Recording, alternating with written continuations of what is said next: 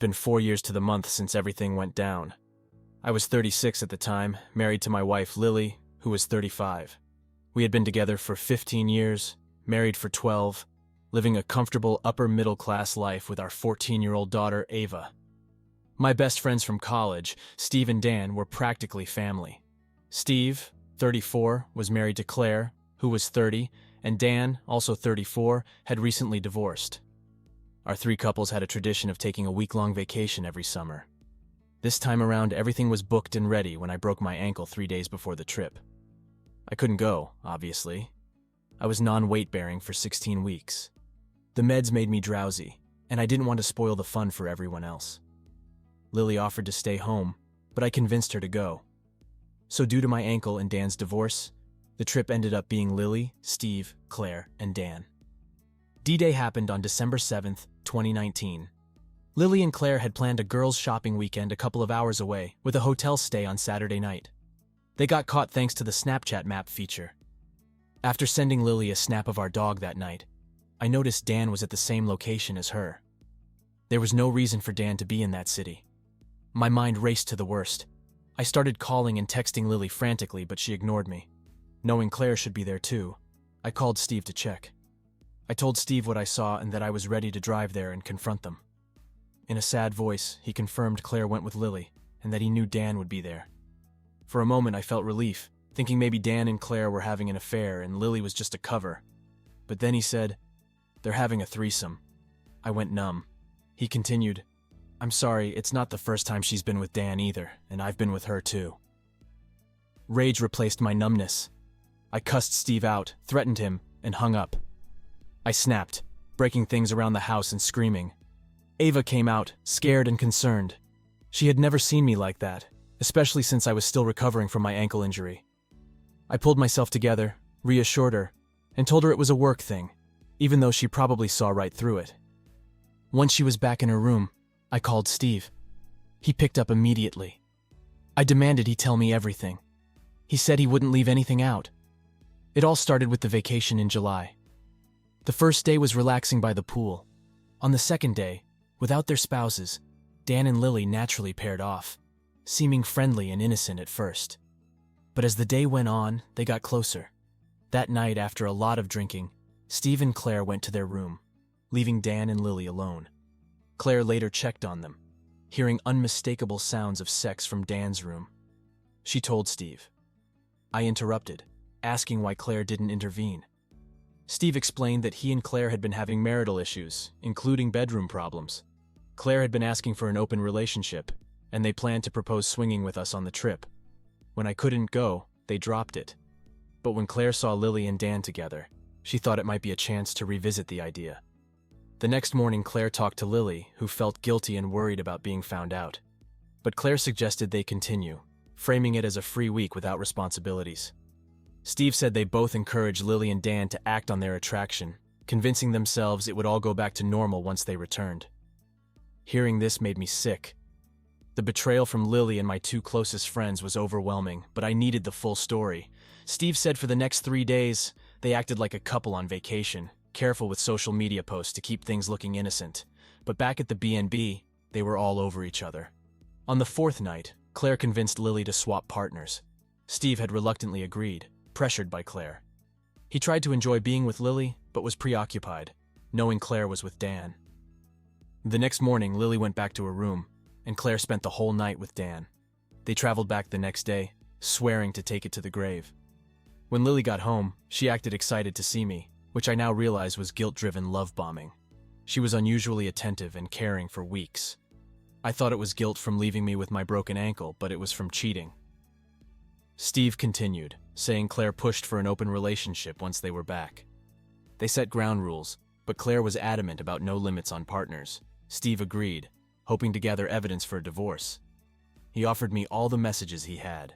Most were about Claire with other men, but there were plenty between Claire and Lily, revealing their affair with Dan and the planned threesome. Steve even had a photo of Lily kissing Dan and a recording of them having sex. I thanked him for the evidence and told him never to contact me again after our divorces. Lily came home around 7 p.m. on Sunday, looking scared. She knew I was aware of everything. Steve had told Claire he confessed to me and that he was leaving her. I told Lily to get her things together. Ava came out, and we pretended everything was normal for a few hours. Once she was asleep, I confronted Lily. Lily broke down, begging for forgiveness. I told her to save it and answer my questions honestly. If I thought she was lying, I'd file for divorce immediately. She said she wanted to work for forgiveness and repair our marriage. I asked why she cheated. She said the vacation, the drinks and the relaxation made her feel free, leading to the first mistake. She felt guilty but continued because she could and wanted to, partly due to Emily's influence. Lily admitted she enjoyed the thrill and excitement, feeling our marriage had become monotonous. When Claire proposed swapping, Lily agreed out of guilt and a desire to repay Claire for covering for her. The threesome was planned because Lily missed the excitement and thought she could get away with it.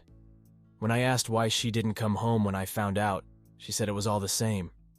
She knew what was coming. I told her I couldn't stand to look at her and was filing for divorce. Lily sat there, tears streaming down her face, begging me to reconsider. She wanted to show me she could change, that she was willing to do whatever it took to rebuild our marriage. But I was done.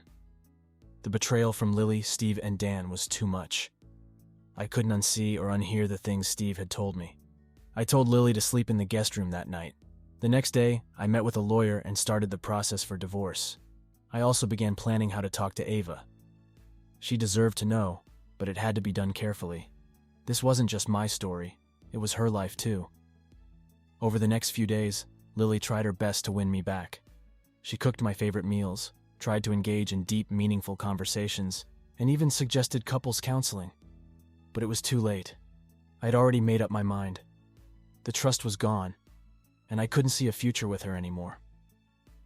One evening, after Ava had gone to bed, I sat Lily down and told her it was time for her to move out. I had found a temporary place for her to stay. She cried, asking me to think of Ava and how this would impact her. I told her I was thinking of Ava, which was why I couldn't continue living a lie. I wanted Ava to grow up in a home where respect and trust were paramount. Lily packed her bags and left the next day. Explaining the situation to Ava was one of the hardest things I've ever had to do. I sat her down and told her that sometimes adults make mistakes, and those mistakes have consequences.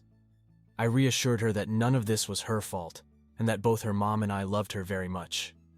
She cried and asked a lot of questions, but I kept the details vague to protect her from the worst of it. The divorce process was grueling. There were countless meetings with lawyers, uncomfortable confrontations, and the division of our life together into piles of mine and hers. Lily continued to reach out, asking for another chance, sending me long emails and texts about how much she regretted everything, but I couldn't go back. Steve and Dan tried to reach out as well, each offering their own apologies and explanations. I ignored them. I couldn't bear to see or talk to them. The betrayal wasn't just about Lily, it was about my entire circle of trust being shattered. Months passed, and life slowly started to settle into a new normal. I focused on my work, spent time with Ava, and started therapy to help process everything. Lily and I managed to co-parent amicably, putting Ava's needs first. One day, about a year after the divorce was finalized, I ran into Steve at a grocery store. He looked older, more worn down. He approached me hesitantly, apologizing once again. I listened, nodded, and walked away. Some wounds are too deep to heal completely. Ava adapted well, considering everything. She split her time between Lily's new place and mine. I made sure to be there for her, attending all her school events and supporting her hobbies. Our bond grew stronger through the adversity. Looking back, it's surreal how one seemingly perfect life can unravel so quickly. I've learned a lot about trust, forgiveness, and the importance of self-respect.